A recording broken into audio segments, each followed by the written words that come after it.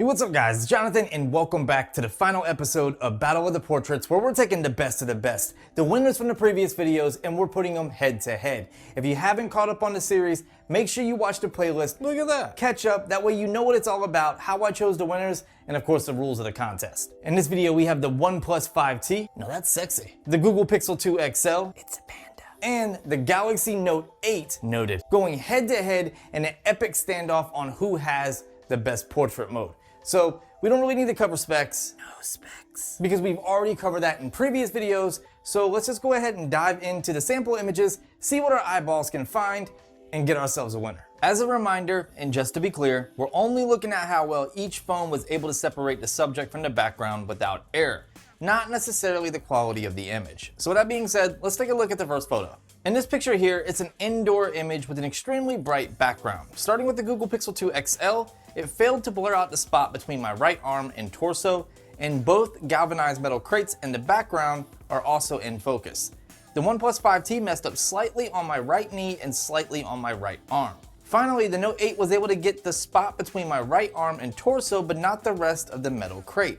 I love the sharpness and separation of the Pixel 2 XL, and even the Note 8 did a fantastic job, but in the end, the OnePlus 5T absolutely killed it here. The bokeh roll-off and accuracy was outstanding. Here's an outdoor shot with even lighting throughout the image. The Pixel 2 XL messed up the right of my face by blurring out my beard and parts of my ear. The OnePlus 5T failed to blur out a piece of the background to the right of my neck, and the Note 8 was pretty dang perfect, taking the round since it does not have any errors, at least visible errors, that I can see. In this image, we have to focus basically from the chest up on the Pixel 2 XL and the OnePlus 5T due to the Note 8 having to be cropped in so bad, as well as having such a difficult time finding the subject. When you look at the image, as I said, none of the three images actually messed up with background separation.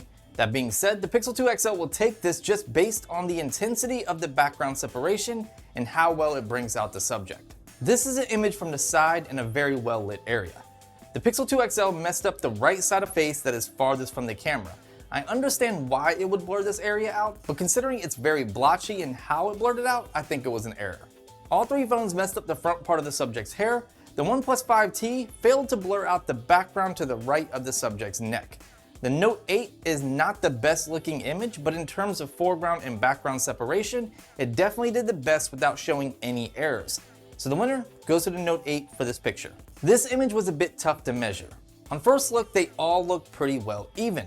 However, the Pixel failed to blur the background on the lower right. The OnePlus 5T did the same thing and also had a difficult time with the space between my arm and torso. The Note 8 actually has extremely accurate bokeh roll-off and is the most realistic. If you look carefully, you can see the background that's in focus is even and it slowly blurs out of focus. This was a tricky picture since there is a barrier between the camera and the subject. I wanted to see how well each camera could determine the obstacle from the subject. The Pixel 2 XL failed miserably by messing up several spots on the fence. It also was confused on the house to the left in the background. The OnePlus 5T also messed up the background to the right of the subject's face and the space between the subject's left arm and torso. The Note 8 also messed up the background in the same spot as the OnePlus 5T, but also several more spots. Between these images, I think the OnePlus 5T did the best because even though there were several areas that messed up, they're still less obvious. In this image, there's not a face for the software to detect, and the Pixel 2 XL could not complete the shot after multiple attempts here. The OnePlus 5T and Note 8 both were practically flawless. The biggest deciding factor here is the bokeh balls the OnePlus 5T was able to reproduce, adding even more style to the image. For this picture, every phone did an amazing job. The Pixel 2 XL and the Note 8 both made the front part of the subject's hair appear as if it's floating. The Note 8 also messed up slightly on the background right behind the subject's neck. The OnePlus 5T was flawless and does not show any errors big enough to even mention. These next couple of shots are front-facing portraits, which the OnePlus 5T unfortunately cannot do. The Pixel 2 XL devastates the Note here in nearly every way. Again, in this front-facing portrait, the Pixel 2 XL just dominates the Note 8. I almost feel like the Pixel 2 XL does better front-facing portraits than rear-facing portraits. Moving on to extreme low light, the Pixel 2 XL and OnePlus 5T actually do not show any errors. While the Note 8 doesn't show any errors either, it just messed up the photo. The Pixel 2 XL is going to take this one here for sure. Moving on to an indoor low light test, the Pixel 2 XL is near perfect. The OnePlus 5T messed up slightly between the subject and her hair, plus the Note 8 messed up in the same area.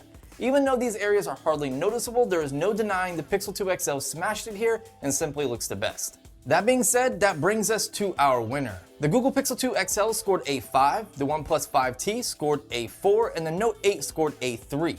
Honestly, the OnePlus 5T surprised me the most out of every mashup we have done so far, but what do you guys think? Let me know in the comments down below. Well guys, that's not only the end of this video, but it's also the end of the series. No. I hope you guys enjoyed it. If you did, smack that thumbs up button. Let me know, do you want to see a part 2 of this? Do you want to see like the biggest loser? Maybe take all of the losers from the contest, put them head to head, and come up with a winner loser, if that makes any sense. If you guys want to see that, drop that thumbs up button. Leave me a comment down below if you have any questions. Hit me up on social as I'm more involved over there, and I would love to hear from you guys. If you guys are new here, stick around by subscribing. If you're not new here, make sure you got those notifications turned on. And of course, I'll talk to you in the next one.